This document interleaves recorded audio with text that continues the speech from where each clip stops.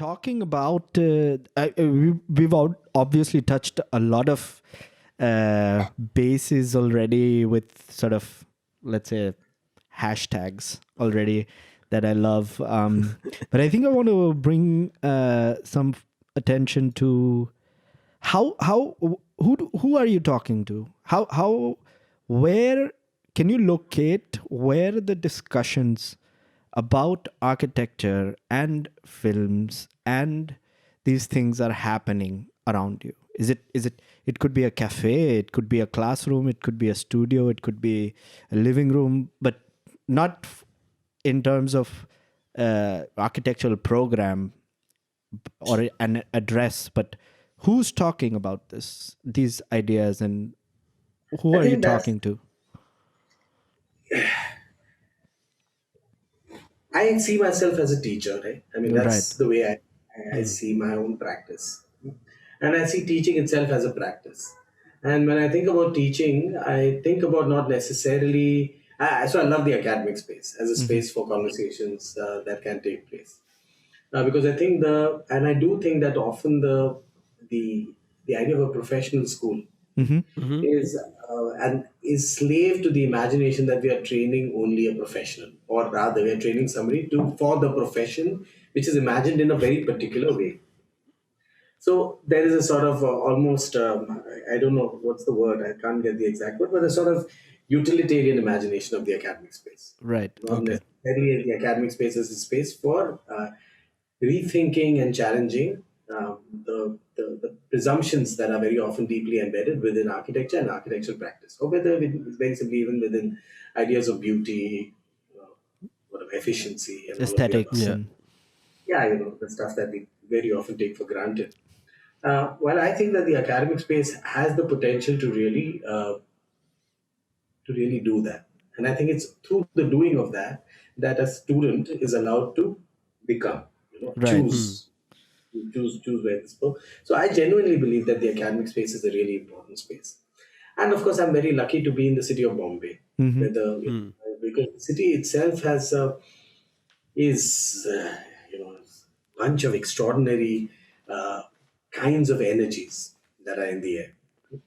As a city, it has never seen. I mean, it has never been seen as a really intellectual city. It's always seen as produce karte.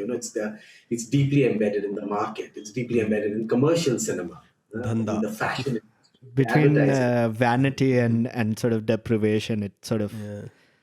Yeah, it's a place that is seen as corrupt. yeah, Hmm. Uh, and debauchery. not, Yeah. yeah, and not a place for deep thinking about things. Mm. It doesn't retreat itself into a university space where intellectuals are give seminars, and there's that world, right? It's a very beautiful world. Nothing, I'm not dissing it, uh, but I do find that kind of world, which is sort of the academia world, Uh-huh. Yeah.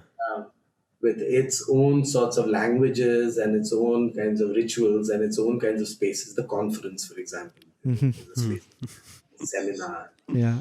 or I know the webinar. And these spaces are great, but they're really great for us to have a conversation with ourselves. Right. They give us, they validate our own practices. They perhaps you can learn more about your own work by seeing somebody else working in, I don't know, Brazil or someplace like that, Mm-hmm. perhaps, right? Mm-hmm. Hmm. But I think that what Bombay does is that Bombay pollutes that space too. It doesn't allow that space to stay pristine and Huh. removed from the. Especially for architecture, I think that becomes an important thing, because as architects, we are always confronted with the fact that our work is about the tangible world outside the university, Right. Hmm. with the lives of people and water systems and materials and labor and all of these. Absolutely. So it forces that relationship to happen, the Hmm. relationship of thought to action. Mm-hmm. Hmm. It refuses for that binary to be simplistic. It Hmm. forces both action as well as thought to the challenge itself with its opposite. Right. Where Okay. Yeah. this is why I think an architect like Korea kind of emerges from Bombay, Mm-hmm. because Hmm. in his work you constantly see that in the work that he does there is so much kind of critical thought, Yeah. and he's also involved with the making of ideas, Yeah. and I think that's really what I find interesting. And because Bombay has, filmmakers and artists and all these kinds of people who may not, there are moments of friction between all of these. Hmm. Mm-hmm. Moments of conversation emerge between them, and that can be seen as, I guess, a very powerful possibility for the creations of ideas, I think. And but these things are always these actors or these people are always sort of informally organized. Yeah, well, largely the thing is this, right? I mean, it's a really big city, but it's a really small town. You have that, right? Yeah. And like, I don't know about any other city because I really only know Bombay Uh-huh. well enough to I'm better than most other cities. Is that the unfortunate thing, but also maybe the inevitable thing is that there are circles. There are Right. circles of the artistic and the cultural and the, I mean, circles exist, and in Bombay those circles are relatively more open.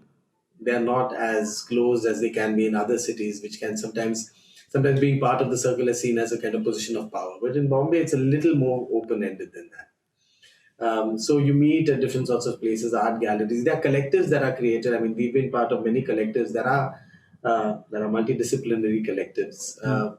Like recently, we were part of something called 2020. A bunch of artists, filmmakers, Huh. poets, Mm-hmm. Nice. working on things together. So I mean, these organically emerge, Mm-hmm. and sometimes stay around. That 2020 is still around, although we had the exhibition of we did 2 years. We did sequential exhibitions like the Kalagoda Art Festival. One Ah. first at the Kalagoda Art Festival, and then there was another event, which was a sort of march. Uh, but the group is still around, right? Right. So there's a group of people whom we know, and they all come from different creative fields, largely, I would say. Okay.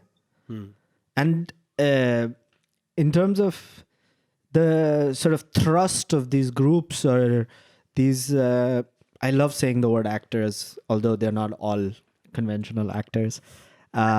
In terms of the thrust of the thinking or the maybe paranoia or the kind of force behind these discussions, is there a real yearning for newness as a idea, as a concept, or as a thing? Are people constantly talking about trying to do something new, or they're talking about things that are a little more nuanced or detailed? Or is there a nuance for what is understood as new among these Complicated. circles?